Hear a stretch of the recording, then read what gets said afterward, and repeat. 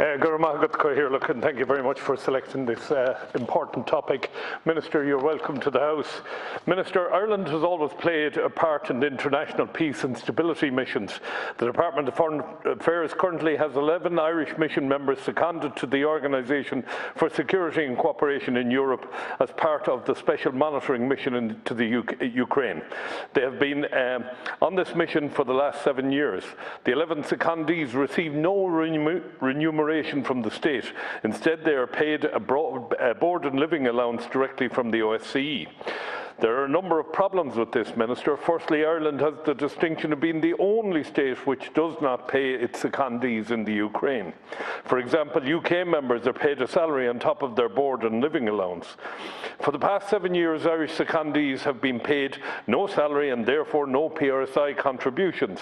When they return to Ireland, they will have a massive gap in their PRSI contributions, with all the attendant consequence for accessing unemployment benefits and state contributory pensions later in their lives, despite having been employed. The Ukraine is considered to be a high-risk mission, and while an additional small daily stipend is paid to Irish secondees by the OSCE for those in very high-risk areas, the Irish state pays nothing. Secondly, members of the mission have been trying to raise this issue with the Irish government and the Minister for Foreign Affairs since 2016, and no answer has been forthcoming, apart from saying that it was under review. It beggars belief, Minister, that it would take the best part of 5 years to make such a decision. We're either going to pay them or we're not, and the very least the state could do would be to dignify them with an answer. The case submitted in 2016 had the support of both the Ambassador and the Assistant Secretary-General in your department. I'm aware that the case was submitted by Ambassador D.G. O'Leary to the Secretary-General and Minister on the 4th of November 2016. Subsequently, the case was submitted to the Management Board meeting on the 11th of July 2017 for ENP, European Neighbourhood and Policy Division. This made very reasonable suggestion that the monitors be given a monthly payment of either £2,000 or £3,000 per month to a maximum of 12 monitors. The case provided a detailed rationale for the payment, including how much out of step Ireland is compared to other EU and non-EU counterparts. I've heard anecdotally that the Department of Foreign Affairs believes that there may be a legal issue in ring-fencing payments to this cohort, but other nations do not have the same problem. Thirdly, Minister, I have a very serious concern about the lack of support being given to these secondees who remain in place on the mission during the most serious pandemic this world has ever seen. I find it upsetting that no one from the Department of Foreign Affairs contacted these Irish citizens to see that they were okay at any stage over the last 2 years. Again, this contrasts sharply with the experience of mission operatives from other states who receive high-level or direct engagement from their sponsoring authorities in their countries of origin. This includes being contacted during the pandemic regarding their safety, as well as directly arranging their repatriation. I can't even imagine how these loyal Irish and faithful people feel when their international colleagues were treated so well by their countries, while the Irish team received was the deafening silence. We're very quick to say how proud we are of those who represent this country overseas on peacekeeping and stability missions, but would appear not so quick to treat them with the common decency and respect they deserve.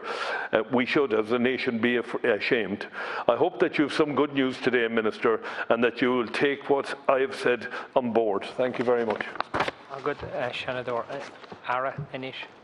Éireann. Just to say that I don't have printed copies of my script, but I know that my office is now in touch with your office about that, just to arrange them as soon as we can in the next few minutes, I think. So I apologise for that at the outset, but that will be rectified shortly. Guramagat and Seanad Craughwell, also Dega Kershay on Tower Shaw, Egg Tus on Seanad Éireann.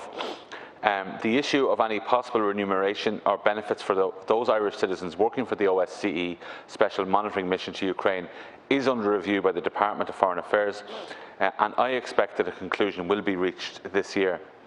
There are currently 10 Irish citizens working in the Special Monitoring Mission to Ukraine.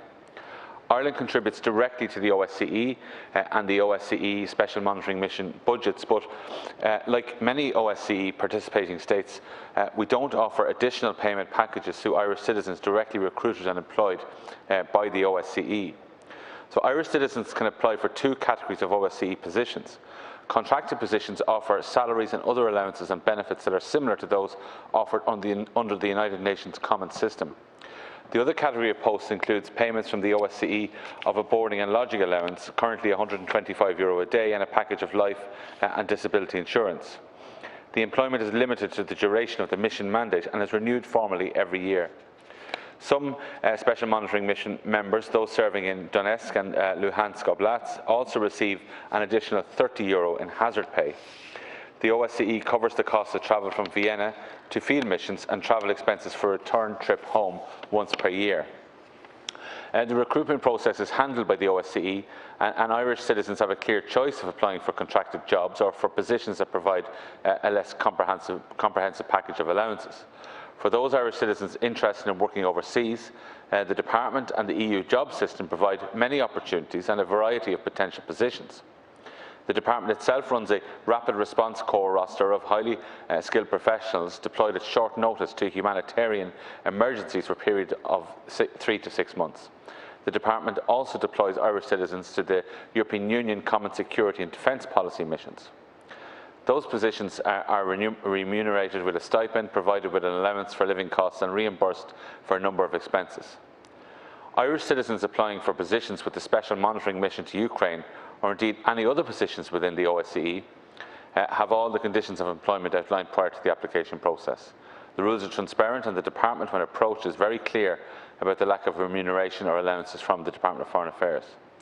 There are many different approaches taken by the OSCE participating states, ranging from comprehensive to more basic.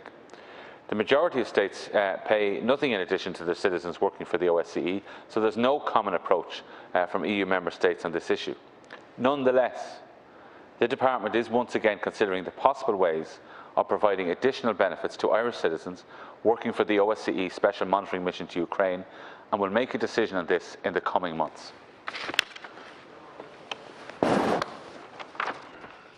Thank you, Minister. Minister, I know that you are aware of the impact, particularly of the lack of payments of PRSI and how that will impact people. You and I have often discussed PRSI, so I do know that you're committed to that. Minister, all I can ask is that you would have the decision expedited as quickly as possible.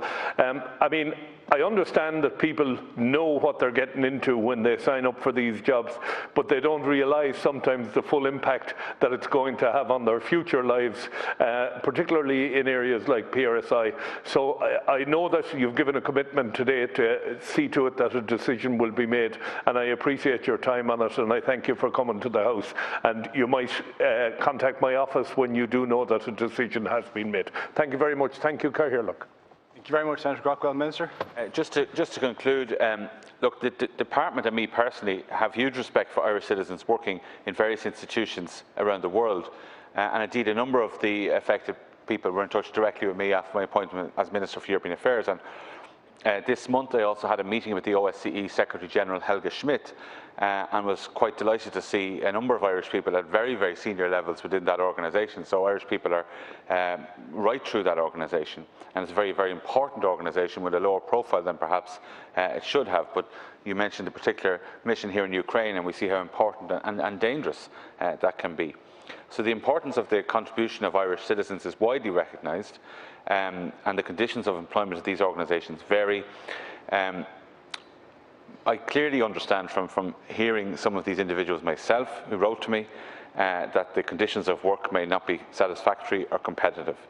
We are looking at this, it is being reviewed, and I'm confident that a decision will be taken in the coming months. Thank you very much.